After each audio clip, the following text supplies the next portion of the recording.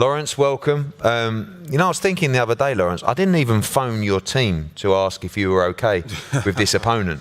You know, it's, I guess, maybe a little bit frustrating for you, but just boxing in general, trying to secure the unification fights. You know, we talked about the winner of Gulamarin against Igorov. That fight got postponed because of COVID. That was a potential opponent for you for spring, summer. Of course, Makabu is fighting, he's mandatory and hanging on for a shot at Canelo Alvarez. And Maris Bradis has completely lost the plot. I don't know what he's doing. But for you, you step up in a fight. This is a fight a lot of people in boxing are talking about. This is an elite cruiserweight. By far, I believe, the toughest fight of your career so far. Yeah, well, thanks for everyone being here. It's good to be on the table with such amazing people.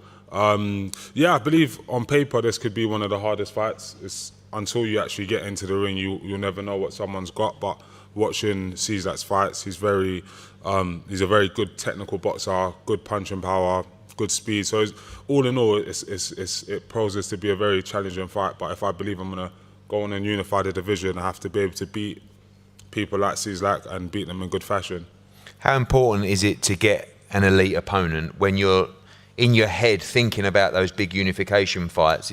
It can get a little bit sort of almost frustrating to not deliver those, but when you know you have such a great opponent, it must switch you on as well in camp. Yeah, no, 100%. And one of the main things that we focus on in Okolie Fit is mindset. You know what I'm saying? So I'm making sure that we, you know, practice the mind, practice the body, put yourself in challenging situations and hold yourself accountable. Like, I'm made for this.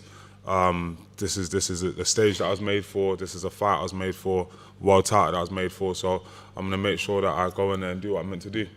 How focused are you on your boxing these days? I mean, we see Okolie Fit, collaboration with McDonald's, with Boohoo Man. You're also a rapper.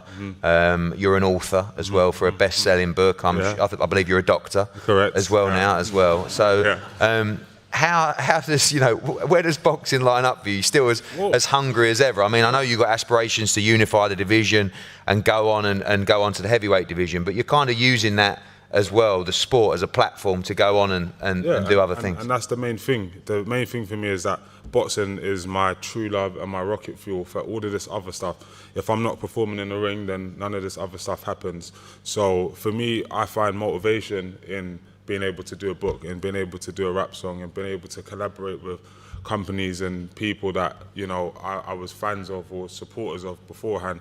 So this is all just a blessing. But at the same time, where I came from, without being funny, doing a whole sob story, to where I am right now is a blessing, and I want to hold on to that. Of course, my opponent here is here to, you know, make amends for, you know, his country and put on a show. But I have to make sure that, you know, my journey continues in the direction it's going in and we don't have any hiccups. I know you're focused on February 27th, but you do want those unifications as well. It must be frustrating sometimes to see, you know, fights get delayed that might delay your own unification as well, and see Maris Bradis and the Jake Paul stuff, and some of it doesn't really make sense. But you frustrated, or you're focused with what you have to do? I think nothing of it ever. Like, as soon as a fight's made, Michael Cieślak is the only person that I think of. You know, I've got his picture in my room. I watch all of his interviews. I don't understand any of them, but I just like to watch his mannerisms. I've watched all of his fights. I know him.